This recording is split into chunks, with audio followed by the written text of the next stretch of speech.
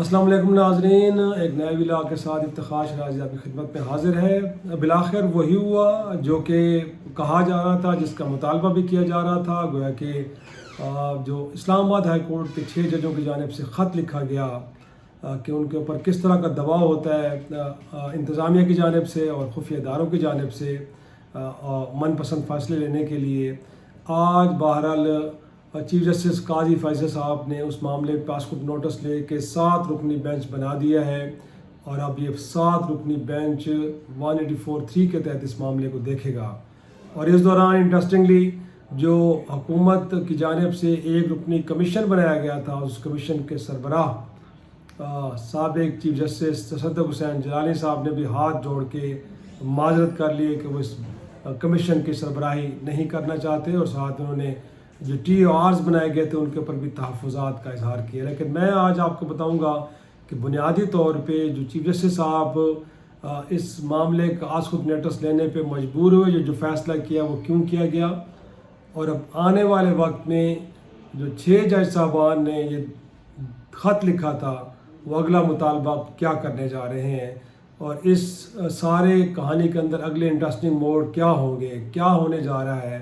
अगरचे बुध से अब इसकी समाअत होगी, लेकिन क्या कुछ होगा और ये अब किस तरफ मामला जाएंगे, कौन कौन से लोग हैं जो इसमें अब एक्सपोज होंगे, और फिर ज़ाहिर सी बात है हुकूमत वक्त कहाँ खड़ी होगी और इस मुल्क की जो अदलिया है वो कहाँ खड़ी होगी। तो सबसे पहले हम शुरू करते हैं कि बुनियादी तौर पे चीफ जस्टिस ऑफ पाकिस्तान, जिनको एक तो ये मालूम हो गया था कि उन्होंने जो वज़ीर-ए-आज़म के साथ मिल के कंसल्टेशन से और हुकूमती तजवीज़ के ऊपर जो एक रुकनी कमीशन बनाने का फ़ैसला किया था और उसके ऊपर आमादगी ज़ाहिर की थी, उसको लेके ख़ुद जो साबिक़ चीफ जस्टिस हैं तसद्दुक़ हुसैन जलानी साहब, उनको एतराज़ था।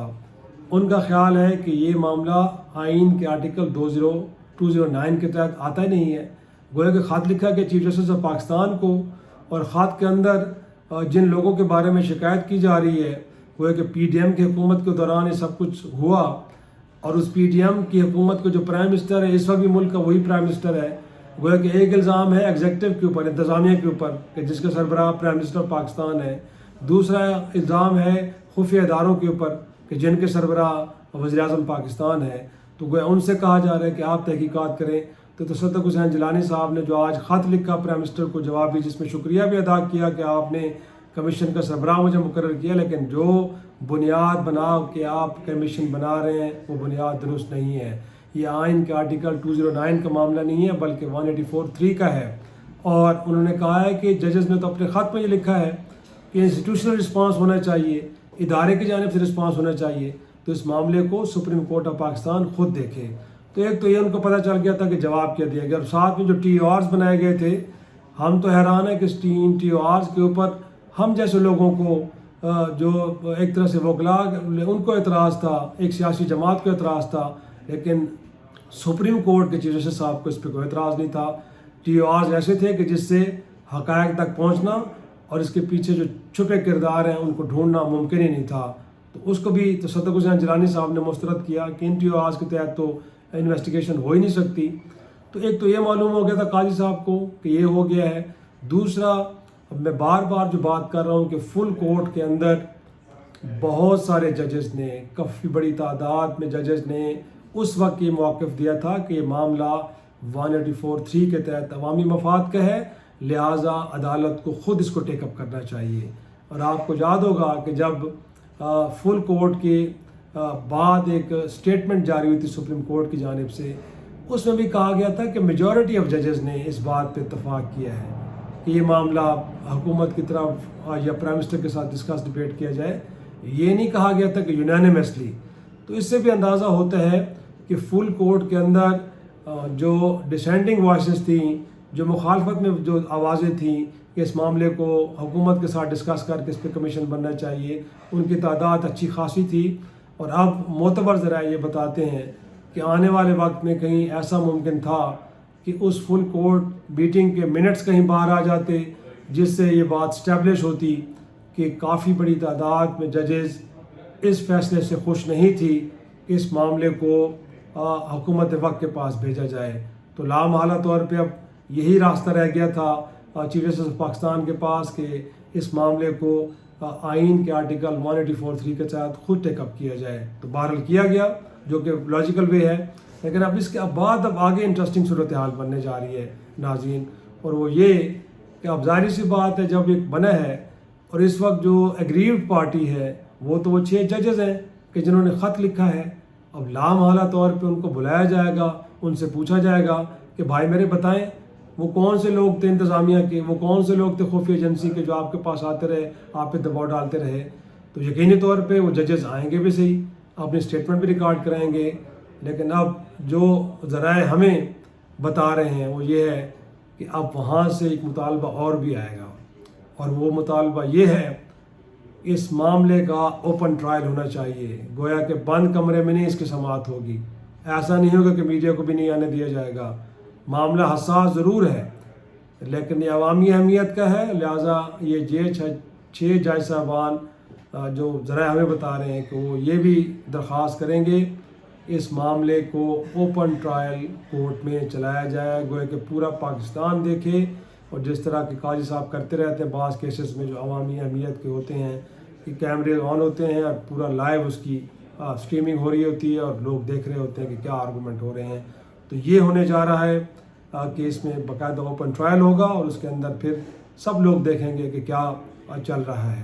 ساتھ میں یہ کہ اب اس میں تحریک انصاف, کیونکہ وہ ایک متاثرہ فریق ہے ججوں کی طرح ہی, کیونکہ بہت سارے فیصلے انہی کے خلاف آئے ہیں, ان کے خلاف آئے ہیں. تو اب کچھ ذرائع میں یہ بھی بتا رہے ہیں کہ وہ تحریک انصاف کے لوگ کہ جو ان فیصلوں کا شکار ہوئے ہیں وہ تو ضرور اس کا حصہ بنیں گے, لیکن بہت سارے ایسے بھی کہ جن کو پریس کانفرنس کروا کے پارٹی سیاست چھوڑنے پہ مجبور کیا گیا, وہ بہت سارے لوگ بھی آئیں گے اور کہیں گے کہ جی ہم اس کیس میں باقاعدہ فریق بننا چاہتے ہیں, کیونکہ ہمیں بھی کچھ اسی طرح کے عناصر نے ڈرایا, دھمکایا, حبس سے بے جا میں رکھا اور ہمیں مجبور کیا گیا کہ ہم اس سیاست کے معاملے سے الگ ہو جائیں. تو اب یہ ایک انٹرسٹنگ صورتحال ناظرین اور بننے جا رہی ہے کہ وہ لوگ بھی اس کیس میں فریق بنیں گے. تو ایک پینڈورا باکس جو کھل گیا, تو یہ اب ایسا نہیں ہے کہ 6 ججوں کے خط تک محدود رہے گا. اس میں کہانیاں جو پے در پے بہت سارے پردہ تر پردہ موجود ہیں, وہ سارے پرت کھلیں گے اور بہت کچھ اب سامنے آنے کو ہے. اور یہی وجہ آج دیکھا آپ نے کہ توشہ خانہ میں بھی ایک بڑی انٹرسٹنگ صورتحال آج بنی ہے کہ ہائی کورٹ کے اندر جب سزا معطلی کی بانی P T I Imran Khan صاحب اور ان کی اہلیہ کی درخواست گئی ہے, تو آج نیب نے اس کی مخالفت نہیں کی. گویا کہ نیب اب پیچھے ہٹ گئی ہے. اب نیب کو معلوم ہے کہ کیونکہ ظاہر سی بات ہے ان کے پاس کوئی ٹھوس سبسٹنس تو ہے نہیں, لہٰذا آج جب عدالت نے ان سے پوچھا ہے تو انہوں نے کہا ہے کہ اگر سزا معطل کی جاتی ہے تو نیب کو اس معاملے پہ کوئی اعتراض نہیں ہے. تو وہاں پہ بھی اب یہ 6 لوگ ججز کا خط آیا ہے, اس کے بعد اس کے اوپر اب سو موٹو ہوا ہے اور اس کے آپ نے نتائج آنا دیکھنا شروع کر دیے ہیں کہ اب وہ تمام عناصر کہ جنہوں نے بہت سارے انسٹیٹیوشنز کو دباؤ میں لا کے ان نیچرل, انلیگل اور غیر قانونی فیصلے لیے یا کیے, اب وہ پیچھے ہٹتے ہوئے نظر آ رہے ہیں. اور الٹیمیٹلی اب رول آف لا کی طرف, ہم رول آف لا کی جو حکمرانی اس کی طرف جا رہے ہیں. اور مور امپورٹنٹلی اب اس موقع پہ جو درپردہ جو قوتیں ہیں جنہوں نے سب معاملات کو خراب کیا, اب وہ ایک طرح سے کھل کے سامنے آ رہی ہیں. اور کچھ تو لوگ یہ بھی کہہ رہے ہیں کہ کیونکہ تمام جماعتیں مجموعی طور پہ دیکھا جائے, جس میں جو میجر جماعتیں ہیں جس میں پاکستان پیپلز پارٹی بھی ہے, جس میں مسلم لیگ نون بھی ہے, وہ بھی اپنے آپ کو سمجھتے ہیں کہ وہ متاثرہ فریق ہیں. ماضی میں ان کے ساتھ بھی کچھ ایسا ہوتا رہا ہے. اور بالخصوص جو اصغر خان کیس جس کا میں بار بار ذکر کرتا ہوں اپنی گفتگو میں, اس میں بھی یہ واضح طور پہ موجود ہے. اس کیس کے فیصلے میں یہ لکھا گیا ہے کہ ہاں اس ملک کے اندر کہیں نہ کہیں بعض ادوار کے اندر صدر کا دفتر اور اس کے بعد پہ جو خفیہ ایجنسی ہیں وہ اس ملک کے سیاسی معاملات میں مداخلت کرتی رہی ہیں. لوگوں کے مینڈیٹ چرائے گئے ہیں, لوگوں کو غیر طریقے سے, غیر قانونی طریقے سے وزارت عظمیٰ سے بھی اٹھایا گیا ہے, پارلیمانس کو بھی ختم کیا گیا ہے. تو لہٰذا اب میں نے جیسے پہلے کہا کہ اب بہت سارے نئے پرت کھلنے جا رہے ہیں اور ایک ایسا نیا پینڈورا باکس کھل رہا ہے کہ جس کے نتیجے میں اس ملک کے اندر ایک نئی تاریخ رقم ہونے کے لیے اب ماحول بنتا ہوا نظر آ رہا ہے. تو یہ آج تک کی صورتحال ہے ناظرین. کل ایک نئے ولاگ کے ساتھ پھر ملاقات ہوگی. تب تک کے لیے اجازت دیجیے. خدا حافظ.